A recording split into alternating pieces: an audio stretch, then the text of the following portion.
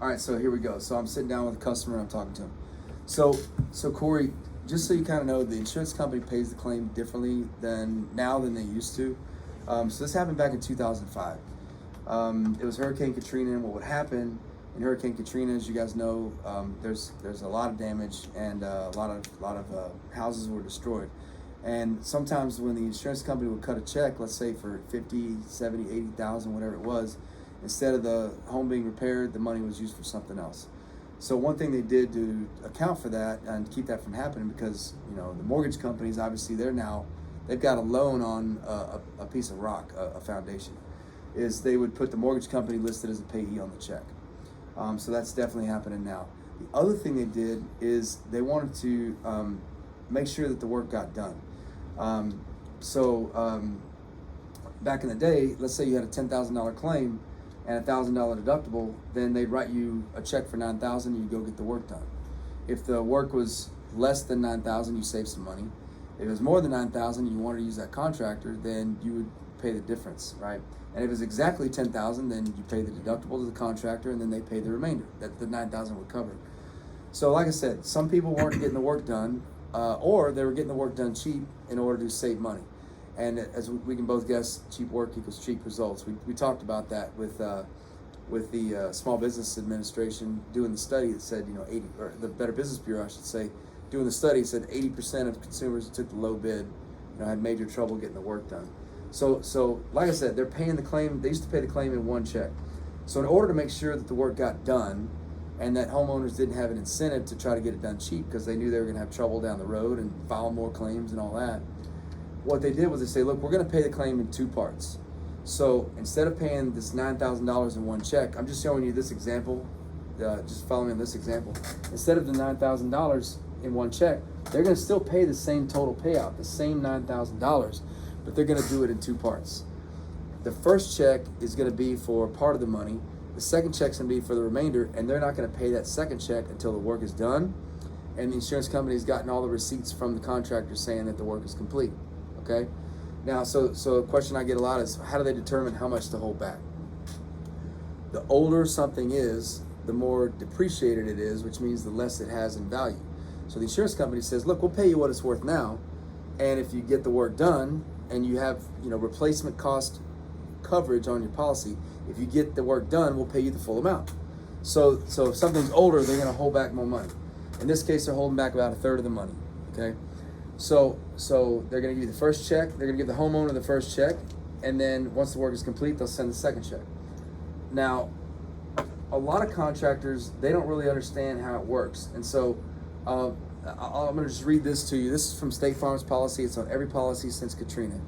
It says, if you pick a contractor whose estimate is the same as or lower than our estimate based on the same scope of damage, we're going to pay based upon their estimate. So the insurance company says, look, Corey, you can go find somebody cheaper, but thanks for saving us some money. So that's what they'll do, is they'll lower the amount they pay on the claim based on the contractor's estimate. Now a lot of contractors, they don't know how this works. Like, for example, sub crews, like guys that we use for the work, they don't know how all this works. So they're just trying to get the cheap price to get the business, right? So that happens a lot. And what happens is they'll send, let's say, an invoice for $7,000 to the homeowner. Well, the homeowner, the insurance company wrote the claim for $10,000.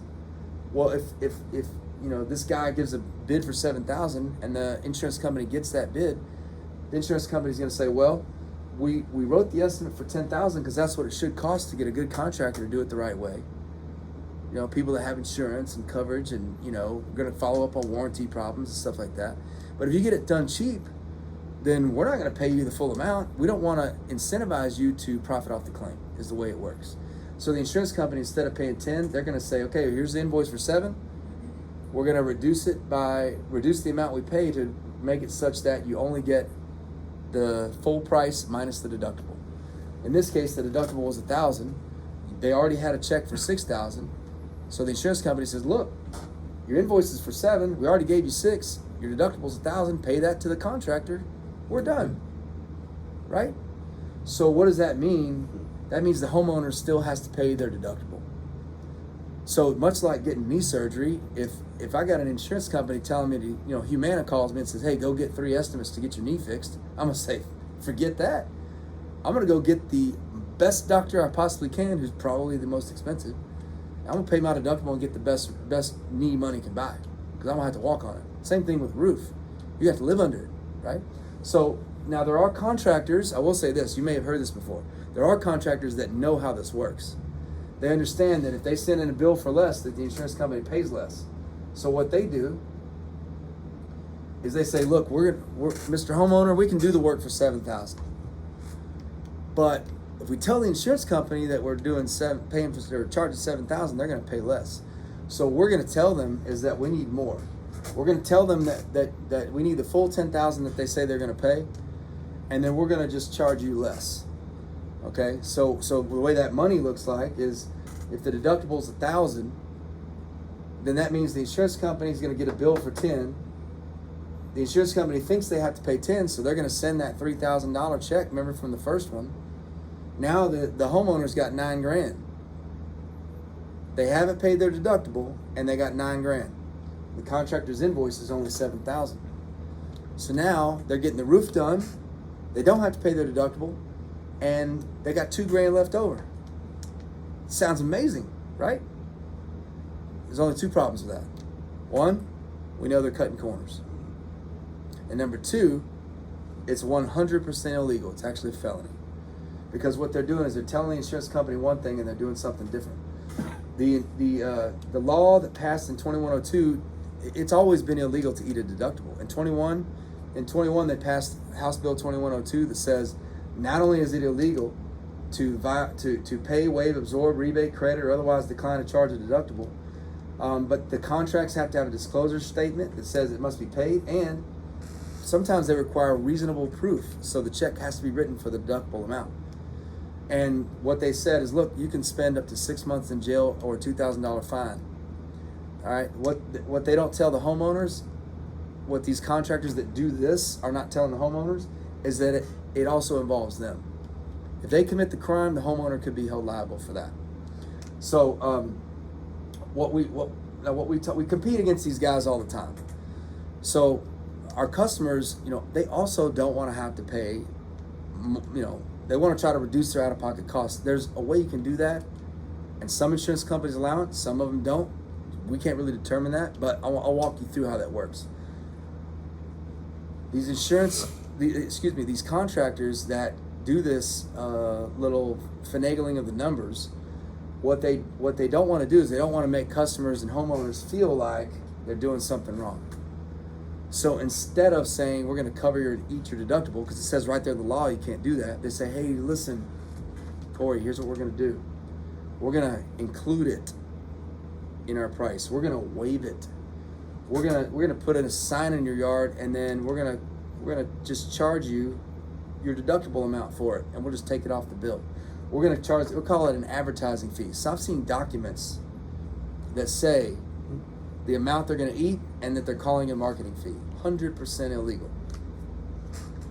Discount you out of pocket. Don't worry about your deductible. Take care of on the back end. We do it all the time. There's plenty of profit. They're being greedy. Your insurance company already took the deductible out. Bottom line is it's illegal to finagle the numbers. The most recent one, because they take advantage of homeowners that don't go through this a lot, so they want to confuse them.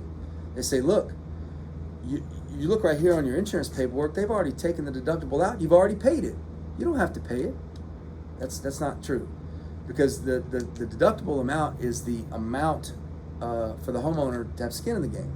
So like, let's say, think about it. If there's no deductible, if I have a doorknob goes south on my house, hey, insurance company, I need $43 to put a doorknob in my house. Right? It's the skin in the game. That's what you pay to the contractor. That's what a homeowner pays to the contractor. So we just don't do it. I sleep good at night. Our owner is really big on integrity. The good news is if a contractor is unwilling to do something that could get you in serious trouble, that also probably means they're doing the right thing when it comes to the work. Just like a mechanic, if you go get your car, I don't know anything about cars. Some people do, I don't. But I got to find somebody I trust. Most homeowners aren't going to get on their roof to see if we've done it the right way. That's why we have systems in place to make sure it's done the right way. That's why we have such a great reputation. That's why we do the highest quality work. That's why we have a 50-year guarantee on our work. It's because we don't cut corners. And so the way that we are able to help our customers when it comes to this kind of stuff, first of all, you notice that when I did my inspection, I didn't just look at the roof, right? I looked at everything. And the reason I do that is because that's stuff that could be overlooked. We want to make sure it's included in the claim. You know, I can't determine whether or not they're going to approve it, but by golly, I'm going to make sure that they know about it. You know, because look, if there's a dent on your garage door that I find that they missed, well, guess what? That's $800, $1,000 that goes into the claim. After you've paid the deductible and after you've paid me for the roof part, which is the only thing I'm collecting for, guess what's left over? The money for the garage door. Now, you can get your garage door fixed or not. It's up to you. That's your decision. My job is to make sure that money is there. That's how we help our customers. Instead of committing insurance fraud, which is just billing a higher amount and billing you a lower amount, which is what most contractors will do. And by the way, they're getting really strict about it. Insurance companies are calling people on it. They've got special units for it. They've got, lawmakers looking at it. The hammer's coming down. Bottom line is, we do everything in our power to help you legally. Outside of that, it's on the insurance company. Sometimes they don't even allow you to use the actual cash value to help offset some of that stuff. That's fine. But our job is to help you. At the end of the day, here's what it comes down to. We're going to write our estimate. We're going to have it prepared. If the insurance company, when they come out, we can have it prepared. If not, then we'll just take their estimate and we'll make sure that they have all the stuff they're supposed to have on here. At the end of the day, we make sure they pay for everything they're supposed to pay for so that you guys can get the best roof money can buy. I don't need them to pay for the upgrades. All I need for them to do is to pay for the stuff that should be up there. And that's our job. Did you pay for starter? Did you pay for ridge? Did you pay the correct waste amount? Among all the other things that go into it, whether or not it's the manufacturer guidelines or the scope of work, according to the building codes and things like that. Our job is to make sure that they pay you for the basic roof that they owe for, and then put the best roof money can buy. We don't cut corners no matter what, okay?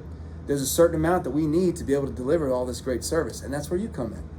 Your job is to help us with the insurance company. They make it illegal for us to talk to them about your policy. That's why you hear me using terms like the homeowner, the insurance company. That's why when I give you examples, I'm talking about other people that have had this experience in the past. For example, if we submit something that they don't approve, then what other homeowners in the past have done is said, look, why don't you tell me why you didn't approve it and then cite my policy. Put it in writing and email it to me. You want to know how many times that happens? Very, very few. And that's when they get exposed. And that's when our customers know that we're only asking for things that are legitimate and reasonable, and we're doing the work that's the best roof money can buy. Does that all make sense?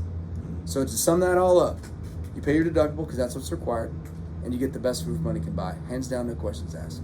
That sound great, right? All right.